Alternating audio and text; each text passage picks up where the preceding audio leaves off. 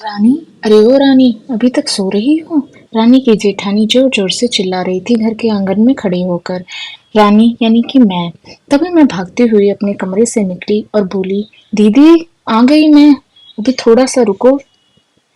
जेठानी बोली, रानी तुम्हारा नाम है रानी, तुम रानी हो नहीं। मैंने तुम्हें रात में ही समझाया था कि सुबह को जल्दी उठ जाना, तुम्हारी मुंह दिखाई की रस्म है। मैंने बोला कि हाँ दीदी, रात को नींद जरा आई नहीं, नई जगह है और डर था कि सुबह आंख नहीं खुली तो। रश्मि दीदी हंसते हुए बोली, रानी मेरी प्यारी देवरानी, जल्दी से घूंघट कर लो, अगर माँ जी आ गई तो हंगामा हो जाएगा।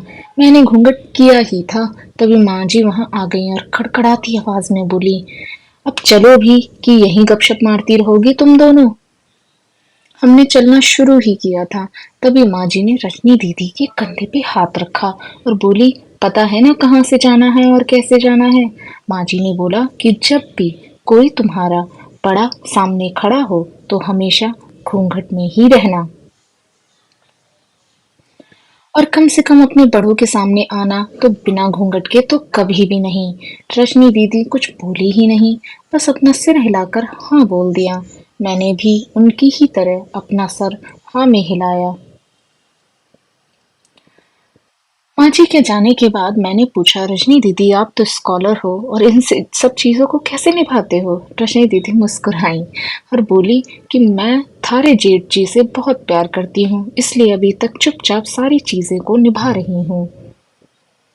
मैं कुछ नहीं बोली, चुपचाप रजनी दीदी के साथ घर के बाहर वाले कमरे में जाकर बैठ गई।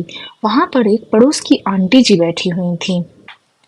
वो बोली, ये कैसी बहू आई है? ससुर जी सामने खड़े हैं और बताओ ये यहाँ पे उनके सामने बैठी हुई है। मुझे कुछ समझ ही नहीं आया। रश्मि दीदी बोली, आंटी जी अभी बहू नई है, यहाँ के रीति रिवाज सीखने में थोड़ा तो समय लगेगा। रश्मि दीदी मुझे वहां से उठाकर मेरे कमरे में ले गई और वहां पे मुझको छोड़ दिया। 6 महीने यूं ही छोटी छोटी चीजों में बीत गए। फिर एक दिन मैं राहुल के साथ साड़ी लेने गई। राहुल का फोन आया और वो दुकान से फोन पे बात करने के लिए बाहर चला गया। मैं साड़ी की दुकान पे बेधड़क होकर साड़ियां देख रही थी। इतना सारा जो कलेक्शन था। तभी साथ में बैठे हुए अंकल जी खांसे। एक बार, फिर 2 बार, फिर 3 बार। मैंने साड़ी वाले भैया जी से बोला कि भैया जी, इन अंकल जी को पानी ही दे दो थोड़ा सा, बहुत खांसी हो रही है। अंकल जी भड़क उठे और बोले, क्या बदतमीज लड़की है, कुछ शर्म लिहाज नहीं है।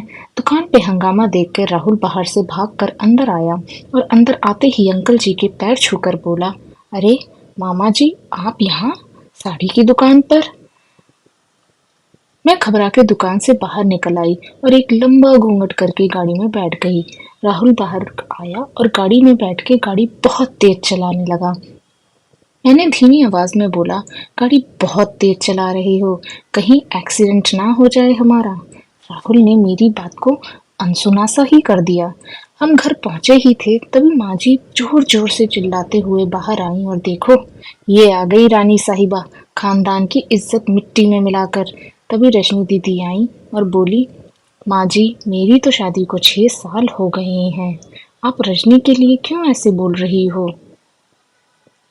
मुझे तो समझ नहीं आता, मैं अभी तक मामा जी को नहीं जानती, ये कैसे जानेगी? माँ जी जोर से चिल्लाई और देखो, बोली, चपड़ चपड़ जवान चल रही है इस रजनी की। राहुल सबकी बात को काटते हुए भी बोला, माँ ये दोनों सही ही तो बोल रही हैं, दोनों ही नई है इस बात को लेके। जब हमेशा ये घूंघट करके रहेंगी तो ये कैसे पहचानेंगी मामा जी को? और माँ, आज मामा जी के फोन पर तुमने पूरे घर की शांति को भंग कर दिया है। ये वही समाज है ना जिसने सीता मैया को भी ताक पे रखा था, उन पर भी उंगली उठाई गई थी, और तुम दूसरों की बातों को लेके ऐसे बोल रही हो। पिताजी और जेठ जी ने भी अपने पक्ष राहुल के साथ ही रखा। माँ जी थोड़े सोचने के बाद वापस रजनी दीदी और मेरे पास आई कि बोली कि मुझे पता है, तुम दोनों को अपनी मर्यादा पता है, तुम दोनों मेरा सर कभी भी झुकने नहीं दोगी। मुझे इस बात की आशा है, हम एक ही परिवार के सदस्य हैं, हम हमेशा साथ रहना चाहते हैं और हमें हमेशा साथ रहना है।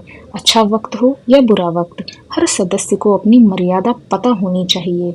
माँ जी ने मुझे और रजनी दीदी को गले लगा लिया और मुझे उस टाइम बहुत अच्छा लगा।